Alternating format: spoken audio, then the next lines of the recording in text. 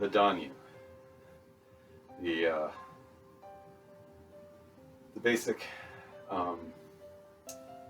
drill, very good drill to practice, to build up flexibility, range of motion, quality of movement, all that kind of stuff. So the foot position is very important for this one. So unlike many of the other sort of standing postures, this one we actually do want a little bit of duck-footedness. Toes turned out, heels turned, or pointing in a way. So if this is a comfortable shoulder width for me, I'm going to take a little bit of a wider stance and go a little bit of duck-footed there. And what I'm going to be doing is, as usual, tucking the tailbone under, lengthening or rounding that lower spine a bit, and really creating length and openness in that lower back. That's going to be the first thing I want to do. I'm going to bring my hands out in front at about waist height, belt height. I'm going to visualize my hand on top of a fence post, or one hand on one fence post on the palm, and I'm pressing those fence posts down into the earth as I tuck the tailbone under, around that lower spine, and then I'm going to drop down as far as is comfortable. So if you're just starting out or you're new to the practice, you're not trying to get right down to the floor. You're just going to go down as far as is comfortable. And your knees and your hips and your ankles, they'll tell you, far is far enough. You might feel tension in your hamstrings or in your hip joints. So you're just going to respond to that. If this is as far as you go, that's fine. If you feel comfortable and you can go down further and it feels comfortable, then that's good too.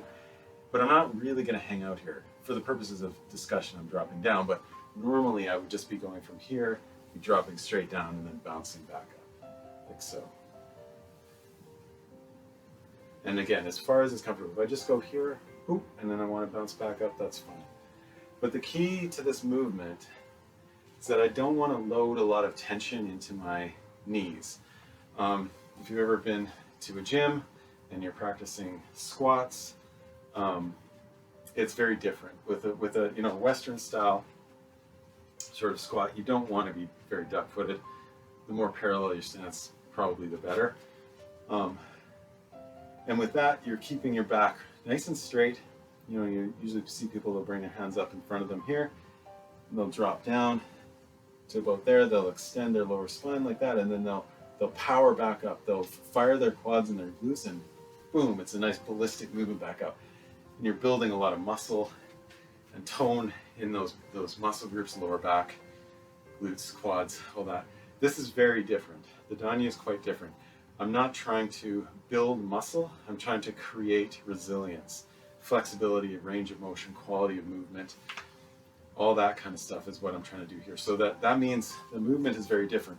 When I drop down here, I've tucked my tailbone under, and I get down to about here, and then to come back up, I'm gonna try not to use my glutes and my lower quads very much, because I don't want my knees to get too loaded and really be wrenching to straighten them back out.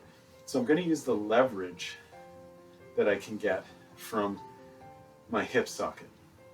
And what that means is I'm going to bring my hips forward, and that's going to straighten the joint. So when I'm here, the hips bent, if I bring the hips forward, it acts like a lever and just straightens out that joint, like that. So I go down, and then I push my hips forward, and that levers me back up. And it's going to be, there still is going to be a little bit of use of the quads and the glutes to get me back up. That's unavoidable, but it's just going to be less, and it's going to be a lot easier on the old knee joints. So I go down here, and then I push forward. And because I'm not pausing at the bottom and hanging out there, I'm going down, and then I'm pushing it back up. It means I can use a little bit of the elasticity in the muscle and tendon. So I go down here, and then it's almost like a little soft, gentle bounce.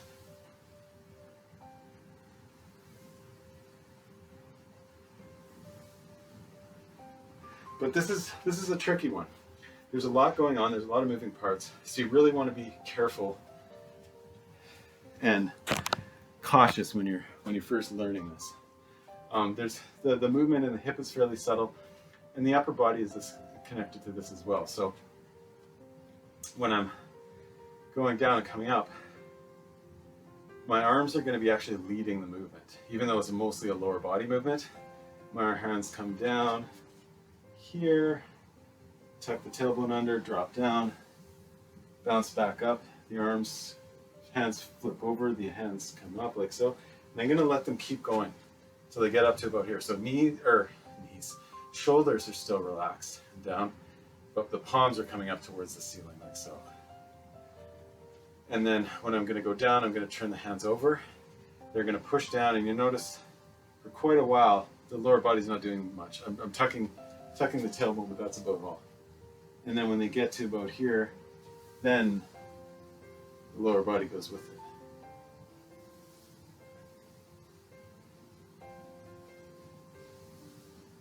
And what that's doing is connecting the core. So the core and the lower body are working together in sync, in time. So down, upper body starting to relax. It's the cue for the lower back to relax. Tailbone to tuck under, and then down, and then boom back up. And when I come up here, I am going to pause at the top, not at the bottom. So when I come up here, and the arms are straight, or up in the upright position, I want to feel a lengthening and a stretching through here, and a little bit of pause and a break in the movement to let the body recalibrate, so we're not carrying tension through each movement. So a good way to remember that is when you're standing up and your arms are up, your weight should be back on your heels. You could almost lift your toes off the ground and let that tailbone tuck under and really stretch out that lower back. So I go, looks like this, down, up, pause, everything straightens out. You can see like almost creates like sort of a C shape through the body. And then I go into the next one. So I'm not just doing this like I would if I was doing squats. I'm going up, pausing, relaxing, lengthening through the core and the legs, and then going into the next one.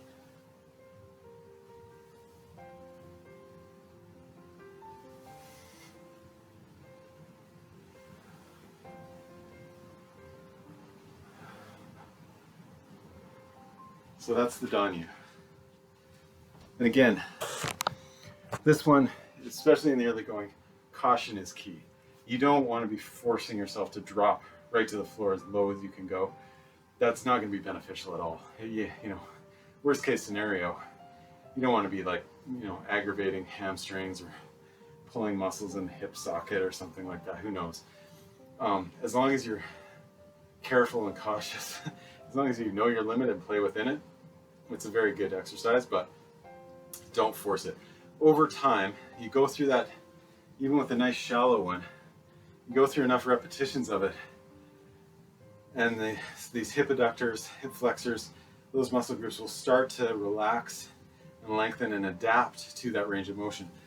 Most of us in the Western world spend a lot of time with our hips doing this, and that's about it, right? Sitting, standing, running, walking, jogging, it's all just cycling. Your hips are just doing this a lot of the time. And again, sort of Western modern lifestyle, our hips kind of forget about this outward rotation and circular movement that they're perfectly designed for. And so this is a really excellent exercise to sort of reintroduce that range of motion and increase its capability and its sort of capacity slowly, incrementally over time.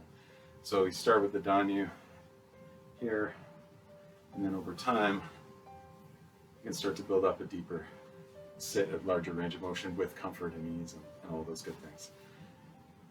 So yeah, that is the Dan Yu.